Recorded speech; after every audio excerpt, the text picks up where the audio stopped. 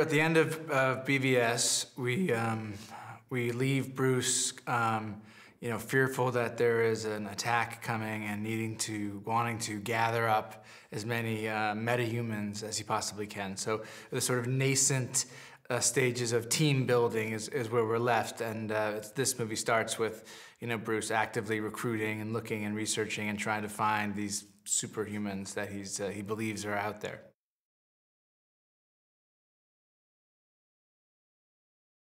JK, he's a perfect Commissioner Gordon. He's got that kind of realism, down where he feels just world weary and gritty, and feels like a guy who's been working the beat of Gotham, for decades, and he lends a real gravitas to the role.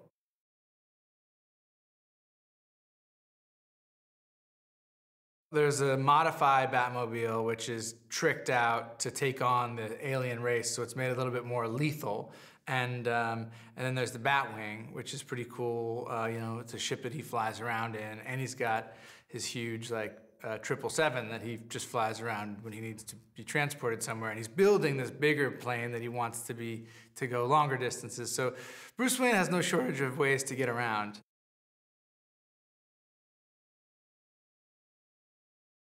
He doesn't he's not met with enthusiasm by everybody that he encounters. Some people are a little bit more reluctant to join up, be part of the team. Ezra, the Flash, signs right up, but Aquaman, it takes some convincing. Cyborg also takes some convincing from Wonder Woman.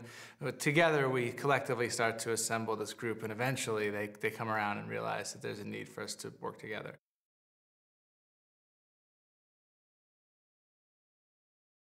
Batman and Superman and a lot of these core DC characters still don't seem dated. They somehow still work in stories today, and I think that's just the mark of characters that are very well drawn and that they still have this kind of resonance, and that they were invented in the 1930s.